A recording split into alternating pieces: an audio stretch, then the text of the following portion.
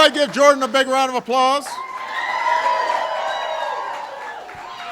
All right, everybody sit down, settle down. There's a rowdy crowd as usual. It's always good to be with OFA. It's a little bit like coming home. And we've got folks from all across the country here, every walk of life, an exceptionally good-looking crowd.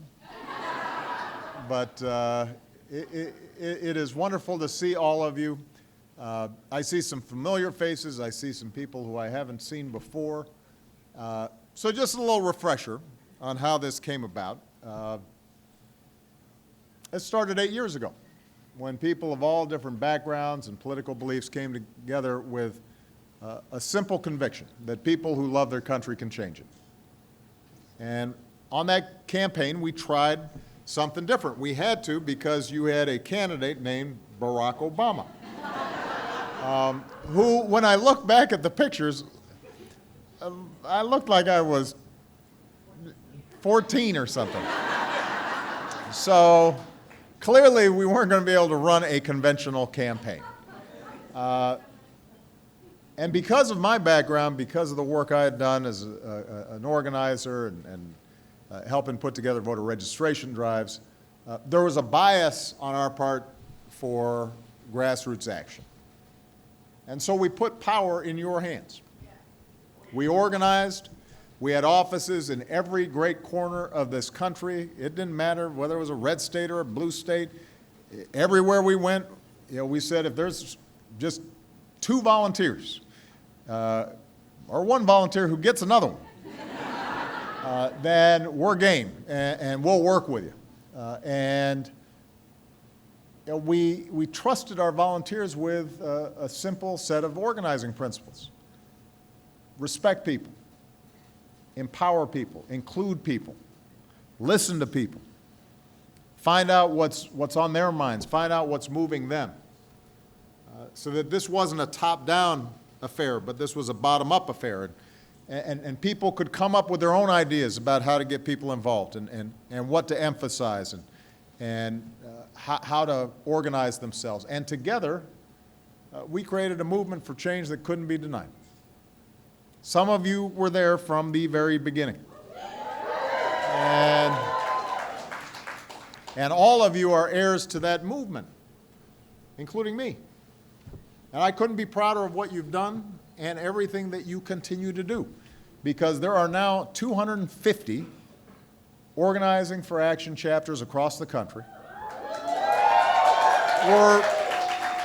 We're training anywhere from 2,000 to 5,000 organizing fellows every year with the skills that are required to make a difference.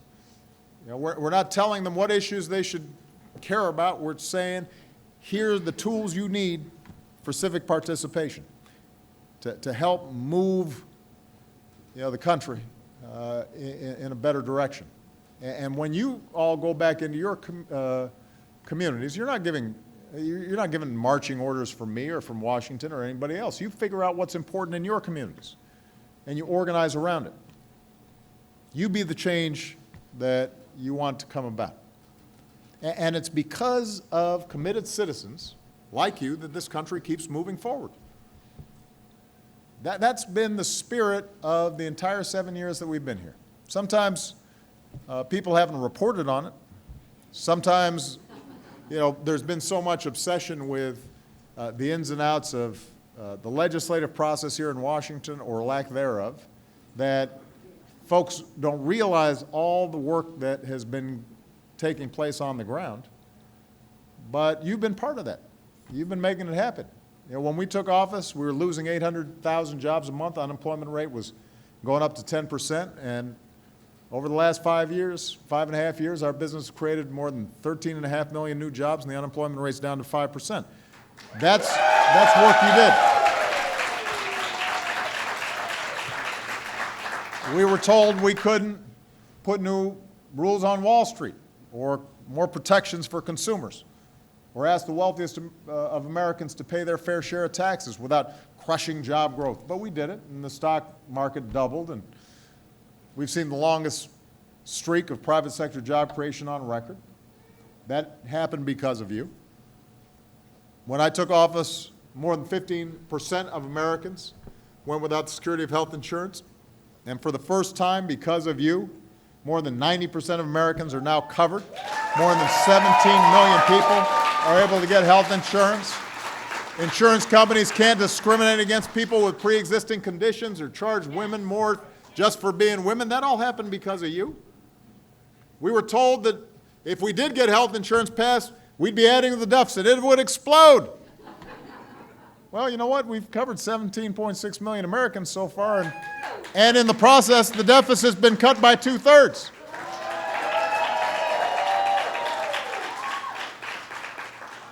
That's all thanks to you. That's what you did. That's why we've seen the longest streak of private sector job growth on record. That's why we've gotten the uninsured rolls down. Same true on energy policy. We were told we were going to be hopelessly addicted to foreign oil forever. Well, we've cut our oil imports by more than half, tripled the amount of wind energy, increased by 20 times the amount of solar energy, doubled clean energy overall, steady sources of good jobs that can't be outsourced, and we're also able to keep prices low for energy for families while at the same time reducing the carbon emissions that create climate change. American energy is booming, prices are falling, and we use less energy. Even as our economy is growing, America's cut our carbon pollution more than any other nation, advanced nation on earth. Think about that. That's your accomplishments. On foreign policy, our influence was waning when we came in, standing diminished. Today, America leads the world in confronting new threats, making sure Iran doesn't get a nuclear weapon, making sure that we have smarter, stronger trade rules for the 21st century. America's leading the world towards dealing with climate change in a serious way. Global action. One of the reasons the State Department decided the Keystone Pipeline would not serve the national interest.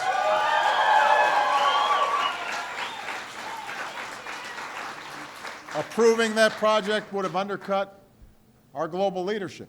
And we've got to lead by example, because ultimately, if we're going to prevent large parts of the earth from becoming not only inhospitable but uninhabitable, then we're going to have to keep some fossil fuels in the ground rather than burn them. We're going to have to reduce the amount of dangerous pollution released in the skies. We're going to have to make sure that we develop the clean energy alternatives that are sustainable. And as long as I'm president, and as long as you're out there organizing, America's going to hold ourselves to the same high standards with which we want to hold the rest of the world. So here's the bottom line. Whether you are working on the high cost of college tuition, or you are working at the grassroots to make sure that we've got common sense gun safety laws that prevent the kinds of shootings that we see in so many parts of our country, you know we've got more work to do. You wouldn't be here if you didn't think we had more work to do. When the cynics tell us we can't change this country for the better, we know they're wrong. We've got proof. We've made those changes. When people said marriage equality is not going to happen, it's now the reality in 50 states. Now, don't ask, don't tell is something that don't exist. American manufacturing. People were sure it was over. Now it's growing, creating jobs. The American auto industry that was on the verge of collapse has come back, selling more cars and trucks than it has in more than a decade. Housing market healed. High school graduation rates hit 80% for the first time. We're welcoming dreamers, telling them that they belong and that we welcome them. This is progress, but you know we got more work to do, because the progress isn't guaranteed. It's not inevitable. It's something that has to be fought for with discipline and persistence and hope instead of fear. And that's where you come in. That's why your organizing skills are more important than ever. We've still got to keep rebuilding an economy that rewards hard work and gives everybody, not just those at the top, a shot at success. We had a good jobs report last week. Unemployment went down. Wages are starting to go up the way they should, but you know, we got a lot of catching up to do, because a lot of folks haven't gotten a raise in a very long time. We've got to keep working to make sure that the hardest working Americans get a raise. We've got to make sure that women are getting paid the same as men for doing the same work that men's doing.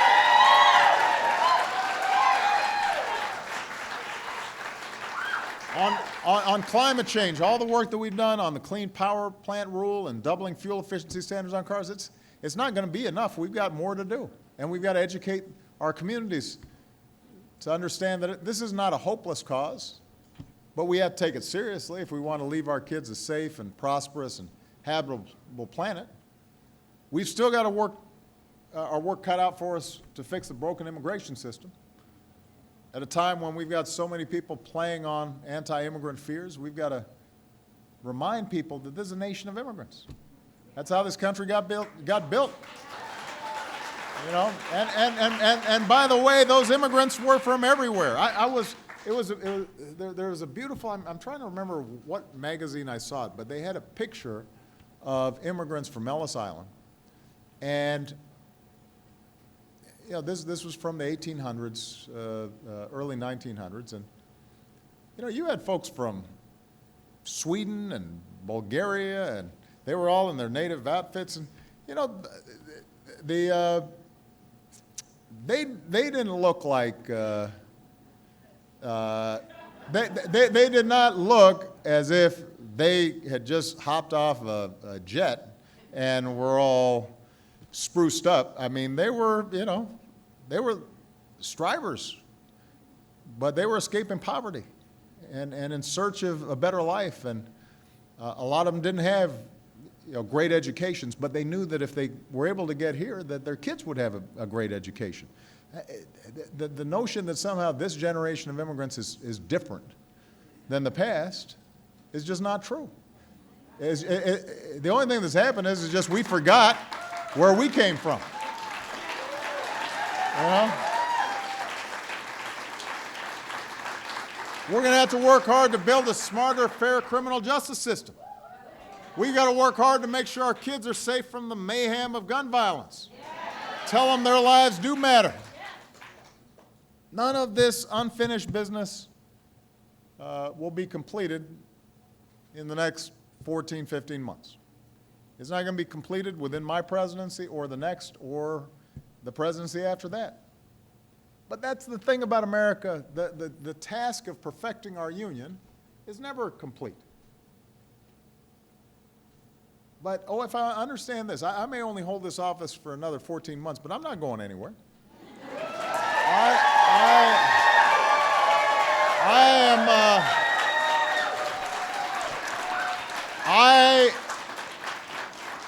I will still hold the most important office in our democracy, and that's the office of citizen. And the only thing that's going to be happening is that, you know, I'll get a chance to visit you more often because it won't be such a hassle for me to move around, you know. The point is, when I ran for this office, I did not say, yes, I can. Just leave it to me. What did I say? Yes, we can. Yes, we can. Our unfinished business does not depend solely on me or on a member of Congress or the next president we elect. It depends on us, what we, the people, can do together. And that's something that I'm going to be focusing on in my final year in office, the idea of an active, involved, engaged citizenship. That's what I'm going to be focused on after I leave office, an engaged, active, focused citizenship. So if you want to help me, OFA, I need you to stay involved. I need you to stay active. I need you to recruit other citizens. We got to keep organizing. We got to keep mobilizing. We got to lift up issues we care about. We have to pursue referendums and ballot initiatives that can move this country forward. We got to get organized at the state and local levels. We've got to inform people about the issues before they vote on them. We got to make sure they turn out to vote. We've got to make sure they know where their leaders stand. If their leaders don't stand in a tenable position, we need to get new leaders. We need to keep fighting to make sure that this country is one where it doesn't matter what you look like or where you come from or who you love, you can make it if you try. That's what you're all about. I am so proud of all of you. I'm so proud to be standing with you and marching with you, and I'm going to keep on going as long as you'll have me. All right? Thank you, OFA. God bless you.